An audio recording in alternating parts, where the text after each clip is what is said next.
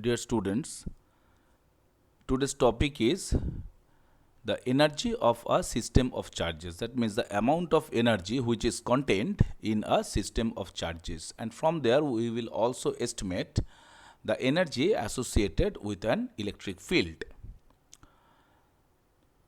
So, from our knowledge of Coulomb's law, we see that let one charge, say Q1, this charge is brought in the field of another charge, say Q2. Initially, both the charges were far away apart. One charge is beyond the field of the other one. Theoretically, it means Q1 and Q2 are initially at infinite distance. Now they are coming close to each other. Let us fix charge Q2 at the origin and Q1 is brought near Q2, near in the field of Q2. And after certain time, say it is kept at a distance R12 from Q2. So Q1 and Q2 are R12 apart. In a general case, when they are separated by a distance r, the force is Q1 Q2 by 4 pi epsilon 0 r square, and we consider here only the magnitude of the force and not the direction, because we know that the direction is along the line joining them. And if Q1 is taken by a distance dr, now remember, or rather notice that towards Q2, as you measure the distance from Q2, you set your origin here. That means R increases as you go away from Q2. Now, if you bring Q1 closer to Q2 by, say, a very infinitesimal distance dr, then the displacement is negative because you are coming close to Q2. It is very much known thing. And the amount of work done, it is also the thing that force into displacement is the amount of work done, dw equal to q1 q2 by r square. There will be 4 pi r epsilon 0, it has to be there, I missed it here. So make a correction, q1 q2 by 4 pi epsilon 0 r square minus d into minus of dr. So the total amount of work done to bring q1 from infinity to a point which is at a distance r12, where in the field of Q2, setting origin on the charge Q2, is the amount of work done is W, which is integration over dW, and after integration we obtain that this equation Q1 Q2 by 4 pi epsilon 0 into R12. There is a known thing, basically we have done it before in our higher secondary electrostatics knowledge, and we know that, we notice that this work is independent of path. That means if you bring Q1 near Q2 in such a path, or you bring it in another zigzag path, say this kind of, the amount of work done will be same. So the amount of work done is independent of path, and that is because the motion or the displacement is taking place in a conservative field. The field is conservative, and if you take, you know, the from vector calculus that if you want to calculate the curl of the field, then it will be 0. And now we also notice that if Q1 and Q2 are of same type, the both are positive or both are negative, then the amount of work done is of positive by nature. What does it mean? It means that if you let the charges go away, or free, if you do not input any energy from outside due to repulsion, they will go away. That means you need to put some energy if you want to hold the charges together at a separation R12. That is why you have to invest energy from outside. The energy is positive, and if Q1 Q2 are of opposite side, then this W work done is negative, because Q1 and Q2 after multiplication will give you a negative sign. So if you want to hold them, you have to hold them against an attraction. So in that case, it is negative. So attractive force or attractive kind of a potential will give you the negative sign. Kind of it makes, we will see it in atomic physics later, that in where the potential energy is a negative, it gives rise to the bound systems actually. So just take a notice of this point. Now the work done W is the interaction energy definitely between the two charges, and this is therefore denoted as the electrical potential energy. So instead of W we can use U.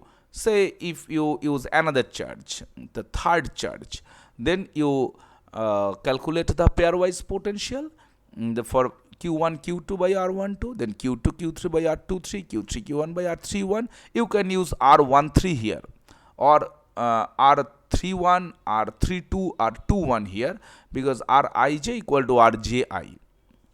That means it does not matter which charge you fix and which charge you bring closer. If you fix charge Q1 and bring Q2 closer, the amount of work done will be same if it is done other way around.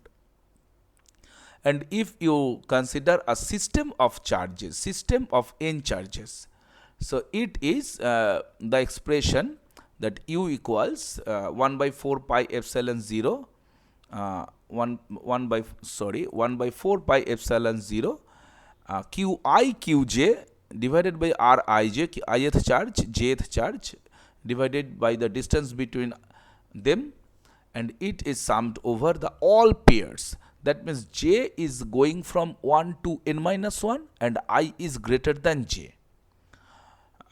This is done in this way due to avoid the repetition. You cannot take R12 and R21. So we have considered that we will take Ij means R21, and this way. Just to expand this following, say take n equal to 5 and just try to expand this, you will see everything. As I is greater than j, so the upper limit of j is n minus 1, hence the upper limit of I will be n. As simple as that. Just go on expanding it and take a check. The example for n equal to 3 is given here. Now this potential energy U belongs to the entire system of charges. We cannot say that this amount of charge, this amount of energy belongs to that charge, this amount of energy belong to that charge. We cannot say it that way. The entire potential energy belongs to the entire system of charges in the situation.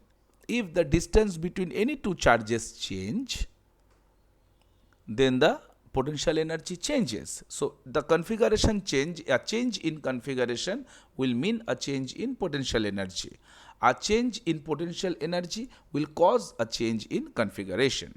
That is a very important thing. That means you cannot change within the system unless you invest some energy or unless you take out some energy out of the system. So the potential energy refers to the amount of work needed to be done to hold the charges at their respective positions. If the charges are allowed to go away, why will they go away? They will go away due to repulsion, or they come closer. Why? Due to attraction. Then the net gain in kinetic energy is compensated by the loss in the electrical potential energy. As simple as that. Now we will see what is the amount of energy associated with an electric field. An electric field is, say it is E, and it is spread over a certain region. So what is the amount of energy contained in the field? That is a very interesting topic, and it has huge application in the field of electricity and magnetism. It is extremely important.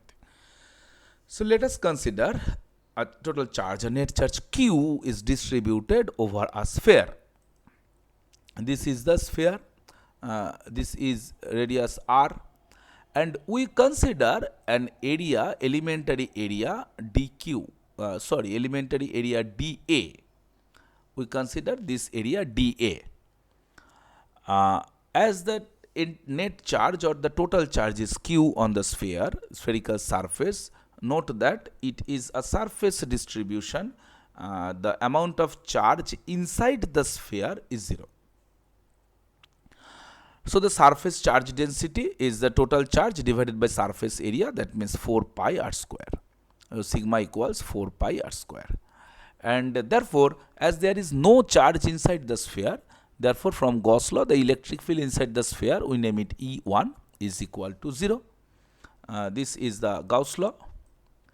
Therefore, no charge is there inside the sphere. I have written it here. And if you want to estimate some what is the field outside a point, say this is an outside point. So at this point, what is the net charge due to the sphere? So you draw a Gaussian surface, kind of Gaussian surface from here, which includes this one. This surface should be through this point. Actually, my drawing is not correct, but I try it again, in fact. So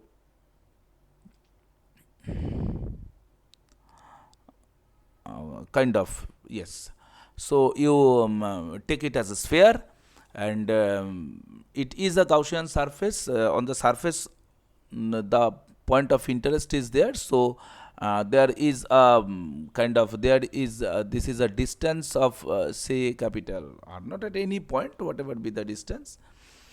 So the outside the, according to Gaussian law, as you see it, if outside the sphere the field is E2, then E2 dot ds over the entire surface, this will be q by epsilon 0. And definitely as there is no charge within this part or just outside the surface, we use capital R, we can use capital R. So our E2 will be q by 4 pi epsilon 0 into R square.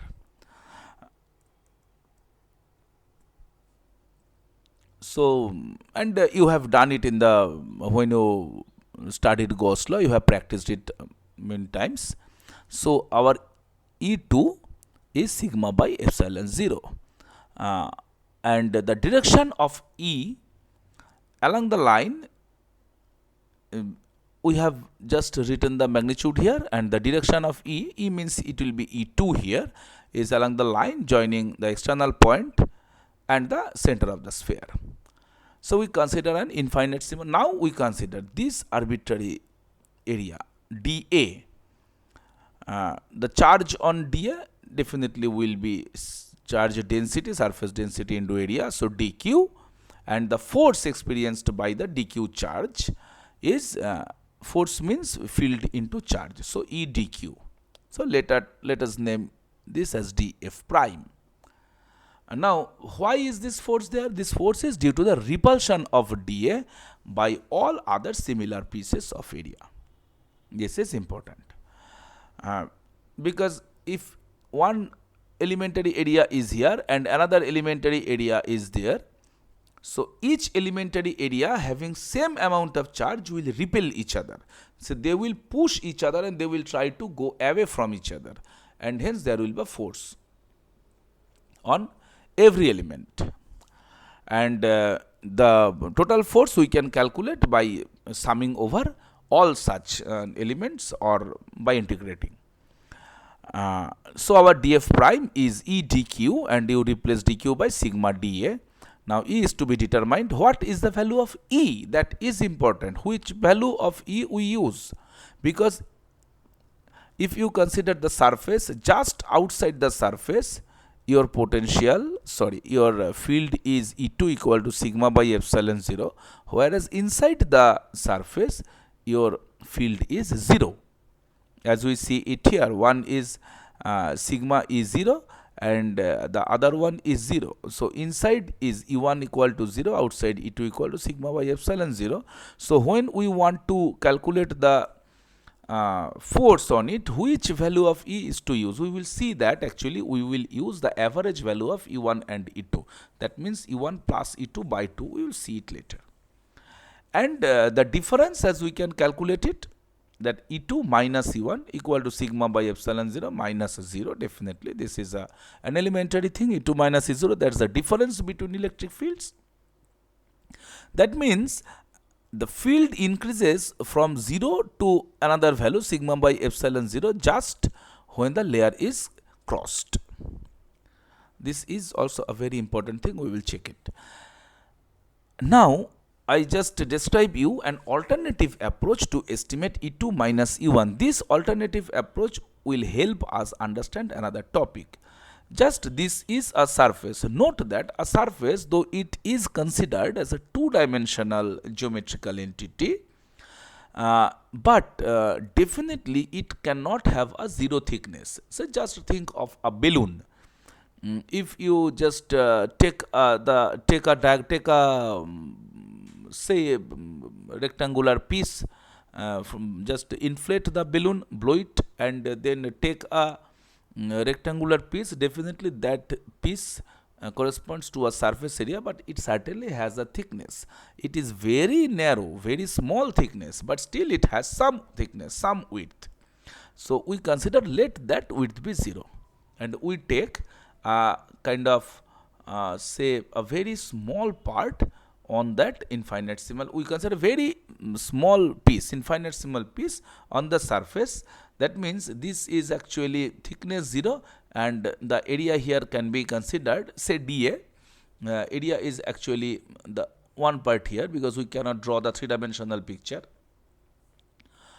An infinitesimal piece on the surface, it can be now considered as a plane, because it is infinitesimal, you know it. And from Gauss law we have calculated when there is a plane, outside the plane what is the amount of field. From Gauss law, though it was extended in case of infinitely stretched planes, but if we will just see the difference, just we for the time being we take the algebra. We know that this is the field, the right side here, on the right side here E2, this is the outside of the sphere actually, and E1 is the inside of the sphere, and this is the thickness of the say surface layer. Actually this is the thickness of the layer, which is x naught, and the outside it is sigma by 2 epsilon 0 from Gauss law in case of plane, and where the surface charge density is sigma, and in the inward it is also sigma by 2 epsilon 0.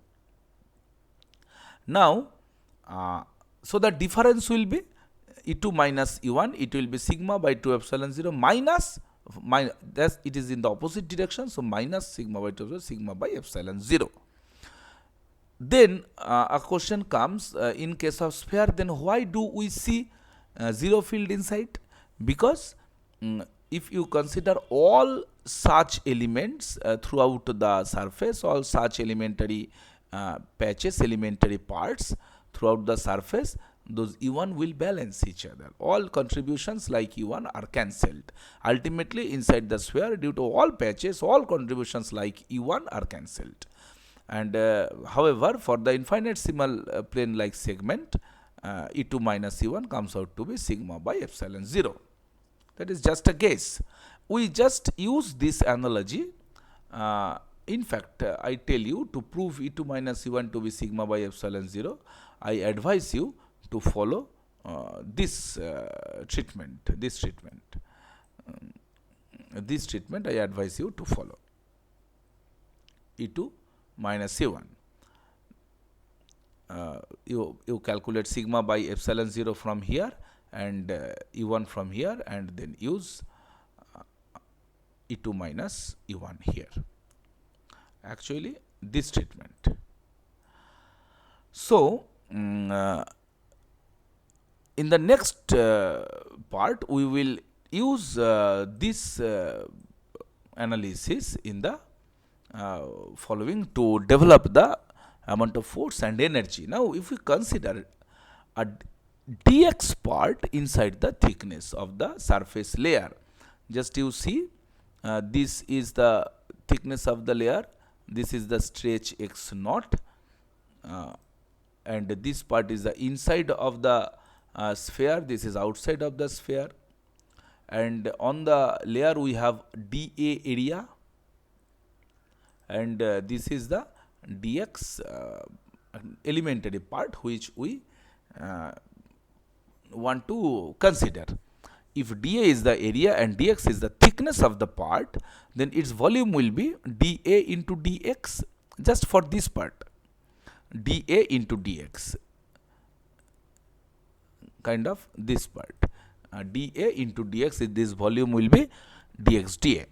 And if rho is the charge density, then charge on this patch is definitely rho into dx dA. And what is the force per unit area? It will be definitely E dq is E rho dx. Look, we have written force per unit area. In the previous case where we defined force, this was force on dA, repulsion on dA, that is not on unit area. If you replace dA by 1, then you will obtain force per unit area. That means dF prime per unit area is dF here. So dF equal to E into rho dx, and you just replace it as this one is same here, because F and E are in same direction. We have just taken the magnitude here. Then total force per unit area on the layer is, you integrate over this one, F equal to 0 to x naught E rho dx. Now from Gauss law, the charge in electric field, the change in electric field due to this slab. What is the change in electric field due to one slab? This is definitely, just you try to remember the Gauss law. Gauss law says we integrate over entire area. E dot ds integrated. Integration means a sum, actually, sum over all elementary areas. So if you consider a slab, then the amount of before the elementary area, say we look here, this is the slab. So if we want to calculate the field at, say, this point, due to a charge distribution where the sphere, where the sphere is considered up to this one. For this part, you want to calculate charge here, and in the next case, this is the sphere of radius, this one, the inner one, and the next case you want to calculate the field here due to the outer sphere. So what is the difference? For the outer sphere there will be one field, for the inner sphere there will be another field. And what is the difference? The difference will be the change in field that will be due to the amount of charge lying within this narrow region. If so, then if the area is dA, because in the Gauss law we integrate over the surface E dot ds, the change in field into dA is definitely the charge by Q by epsilon 0, charge enclosed within the slab, definitely multiplied by dA. That is the net charge here, rho dx dA. So the volume here, dx dA multiplied within the slab and this part. So dE dA equal to this expression. From here you cancel dA, and dE equal to rho by epsilon 0 dx. Now you use this in equation 4. Equation 4 is a very important expression, in fact, here.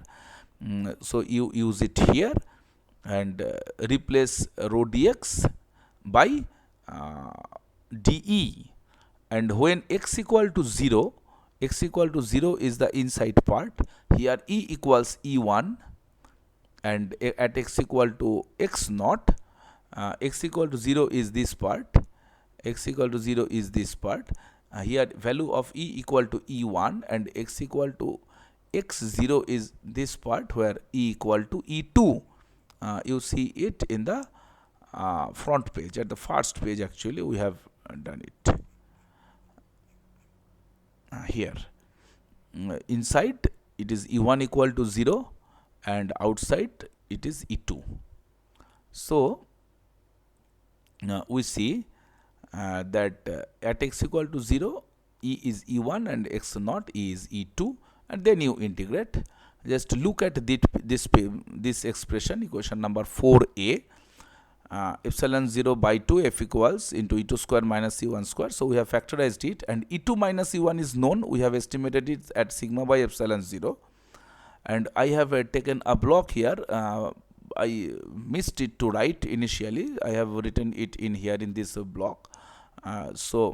You use this equation to check this equation, that f equal to half into E1 E2 into sigma. That means which field we use? We use the field of the average between E1 and E2. And E2 plus E1, again E1 equal to 0, E2 plus E1 means E2, so it will be again sigma by epsilon 0, and combining all those you obtain f equal to sigma square by 2 epsilon 0.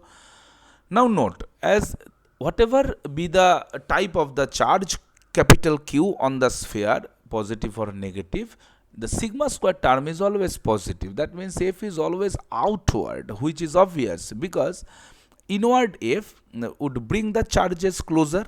If the field is towards the inside part of the circle, if the field is towards the inside part of the circle, then the circle will try to, then the sphere will try to collapse.